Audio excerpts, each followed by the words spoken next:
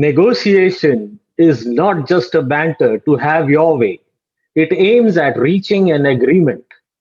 I'm going to share with you three vital tips on effective negotiation skills.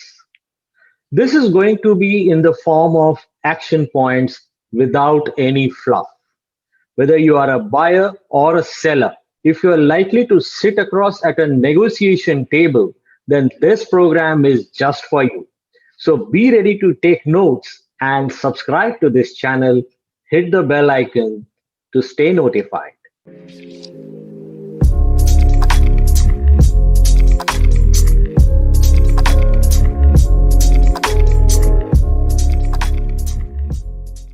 Hello, viewers, and welcome to Sip and Talk with Vikram with a brand new feature called Lateral Learning. In this feature, I shall present to you some vital tips on certain business skills. What you have learned in B schools is out there in the textbook, but what I am going to tell you here comes from my practical experience. I have over 3 decades of experience in various types of industries. I'm an MBA in finance and a black belt in Six Sigma. Also, I have authored some books, all of them which have hit #1 bestseller on Amazon. So cheers and stay glued to this session. Out of my experience in purchasing and as a decision maker as a CFO, there are three vital tips that I'm going to tell you which will improve your negotiation skills. So here we go. Number one, do your homework. Whether you are a buyer or a seller, before you reach the negotiation table, there's a lot of groundwork to be done. Just make sure that you do your homework correctly. First, let me tell you as a buyer. As a buyer, you have to first assess the exact requirement from your user department. Study the bill of quantities, the BOQ, in detail. Each of the items that you are going to buy, you should know what you are going to buy. Understand it thoroughly. Whether you are buying a machine or spares and consumables or raw materials, get a thorough knowledge of what you are going to buy. Remember, the seller would have thorough knowledge about their product, and likewise, you should have a thorough knowledge about your expectations from what you are going to buy. Also, learn about the top 3 or top 5 prospective suppliers who can meet with your requirement. Know the competition between them. Know their products. Get a fair idea about the availability of the things that you require and what are the prices. Set up a logical target price so that you can bring that seller to your targeted price. Also, get the hang about the commodity prices and the factors of prices that goes into manufacturing of those items. Send a very detailed RFQ, request for quote, to the supplier. On receiving the quote, make a line-by-line comparison to ensure the parity across quotations. Now, this is the homework a buyer has to do before even starting the negotiation. Now, as a seller, you have to assess the exact need of the buyer. Study the RFQ thoroughly. Take your time that is given to you to revert to the buyer. If they have given you 3 days, do not rush to quote within 3 hours. Take the time to study the quote properly, because you won't be getting too many chances to change your quotation when you are at the negotiation table. Ensure that you are quoting optimally. If you underquote, you may lose money. Sometimes the buyer may think that you are offering substandard product or not the right product. That is why you are quoting less. If you quote too high, you won't be able to get to the negotiation table. You won't be called. So address to this every technical detail in the RFQ Do not miss out anything and adhere to the required specifications. In case a change in specification is inevitable, please call back and seek clarification from the buyer before you even send a quote. It is arrogant to say that ours is a superior technology, hence we supply this at with these specifications or at these prices. Listen, if they've asked for boiled potatoes, why do you need to fry them? Got it? So you should know your competitors' products thoroughly as much as you know your own, because the buyer will be comparing your product with that of the competitor. So let me again recap about this, what I have told you just now regarding preparation. See, this is one step which many people are not doing correctly. Either as a buyer, you end up buying a wrong product or some product without exact specifications or at a costlier price or of a substandard quality, or you land up with a supplier who is not fit for you, who wastes your time. Likewise, from the supplier side, you may end up with a buyer who is not sure about what they want to buy. You may end up with a buyer who is trying to compare you with something off the street, non-standard product. So you also both have to do your homework properly, and then you come to the next vital step. Step 2, communicating at the negotiation table. Now, communication is a very essentially required soft skill. Now, from the buyer's perspective, first, welcome the seller, greet them, offer hospitality, and build a good rapport. It's very important. Do not see them as somebody who's at the receiving end and you are the buyer, so you are the king. No, build that rapport, build that friendliness, the equality at the table.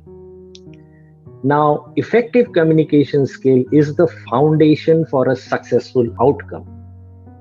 Stick to the basics, break down the components, ensure that there is complete clarity about the technical requirements. Make sure that you are being offered exactly what you have asked for. Now, once your technical part has been clarified properly, now you break down the pricing components. Have a rational discussion to arrive at a consensus with the seller. You can bring the supplier into your groove if you understand that God is in the details. The more you go into the details, the better you will be able to convince your idea across to the seller. Negotiation is a game of patience. So do not be in a hurry. At the same time, do not stretch it too far. Why? Because this has to be concluded within a certain time frame. If you are in too much of a hurry, you will end up buying costlier. If you are taking too much time, maybe something will happen which will not suit you very much. So also take care of the body language, the non-verbal cues, and all of that. Gauge the supplier's mind. What has the supplier come with? You have to extract all the goodies that he is carrying with him. And remember, don't bluff until you are good at lying. I'll tell you how people bluff at the negotiation table. Oh, I've got a quotation much less than this. I've got a quotation half the price of what you have quoted. No, it doesn't happen that way. If you are comparing apples versus apples, you won't get that kind of variation in the quotations. Okay, a little bit here and there. That's it. So don't bluff. If you cannot negotiate on the price, suppose it is a, say, if he is an OEM supplier, original manufacturer of a particular brand which you need, and you don't have a substitute product, or if it is a item which is determined by its commodity price. Say if it is a machine part which is determined by the steel price. In that case, at least include the add-ons like the cost of erection and installation, the transportation, the after-sales AMC, the free supply of spare parts, and all that, or even various other services that you can include which are otherwise chargeable. Guarantee, warranty, extended warranty. Now for the supplier. See, you may be a technical expert of your product, or if not, then you have to get your facts right because you'll be bombarded with questions. You will get probably a panel of committee members who are in the purchase negotiation, and you are just one person over there. So you got to know your product in and out. You got to know what you quoted. You got to know where the margins are. And if you have to make a presentation, make it short, crisp, to the point, and effective. Once I remember I had to request a person to stop his lengthy presentation because he was starting from the history of his company. There were 5 other suppliers waiting outside. So I had to request, please don't do that. Now, aim to solve at the problem of the buyer. This is the key to any negotiation. First, you try to understand what the buyer needs that product for. What is the problem that he wants to solve? What is the problem that he is facing with his existing system? Why he is getting into the details for a new product? Maybe they are asking for something which still has some ignorance, and you can offer them something better. Okay, try to solve their problems. If they have a problem with their existing things, offer to look into that. Offer to solve their problems because everybody likes a problem solver. Yes, isn't it? I like a problem solver. So do not confuse or baffle them with an array of products. Instead, focus on solving their problem. Because once you become a solution provider, a problem solver, you will be in the good books of your buyers and it won't be difficult for you to get a purchase order. Okay. Now make sure you are adequately empowered to take the decisions at the negotiation table. You should have done your homework right. Okay. So you should know how much discount you can offer or what all add-ons you can offer at the negotiation table. Because you see, you lose your position of power if you say in the middle of the discussion that you have to check back from your office if they can give any discount or if they can give any add-ons. Even if you have to do it smartly. Just take a bio break, go out, have a discreet conversation back with your back office. Come back. Okay, sir, I'm refreshed. Now let's talk about this. And then you make the offer. It should look like as if you are in the position of taking the decisions. So again, for you also, negotiation is a game of patience. Do not be in a hurry to give away the discounts too soon. At the same time, do not stretch it too far so that another supplier who is waiting outside should come and clinch the deal before you. Okay? There is a panel of people sitting over there. Observe their body language. There will be one principal person doing all the talking. Focus on him, but at the same time, keep an eye on the body language of the decision maker who's sitting on the side and listening to the conversation. Yes, these things, the non-verbal cues, they give out a lot of things to you. Sometimes they are making signals to each other. Okay, let it go. Let's go ahead. Okay, catch those signals. Yeah, and don't jump to excitement. Oh, I got it. No, not that way. Get it to yourself. Okay, gauge the buyer's limits. Sometimes you may have to suggest some changes to cut down the cost without compromising the objective. Right? With this, we come to the third tip. Point number 3, closure. Yeah, very important. Now, from the buyer's perspective, remember again, once again, negotiation is not a banter to have it your way. If you don't leave enough profit margin to the supplier, firstly, they may not agree to supply. An unethical supplier might take your order and then later refuse to supply. Or even worse, somebody may supply to you something substandard. So, even when you are negotiating, you have to make sure that you leave a comfortable margin for the supplier to supply to you happily and look forward to a long term business relation with your suppliers. They are your business partners. Yes. Now, the lowest price is not often the best.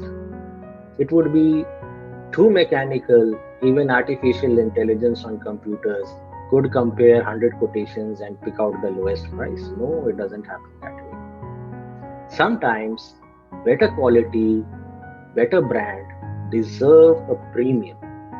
You have to pay that. So come to the point of agreement. Half closed or unclosed discussion can ruin the deal. Do not give the supplier too much time to think or haggle around. Price is not the only aspect to discuss. Also, go through all the commercial details of the agreement, like transportation, delivery period, payment terms, guarantee warranty, installation, commissioning. Go through all these terms because these terms, if ignored at the time of negotiation, may cost you money later. Now, coming to the supplier's perspective, from the seller's point of view, same. Remember, negotiation is not a banter. There are other suppliers waiting outside. So be the first to clinch the deal. Try to close the deal before you get up from the table, ideally. Your problem solving card has to be played strongly.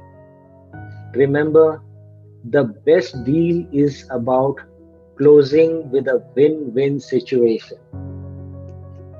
So, these are the three things that I wanted to tell you, the most important tips. The other process of purchasing, you all know, I don't have to repeat. You have read in books, you can read in books, you can Google it online. But out of my personal experience, I have shared with you the three vital tips where people make mistakes. Do not make these mistakes, practice them, and be a great negotiator. Thank you so much for your patient listening. Namaste.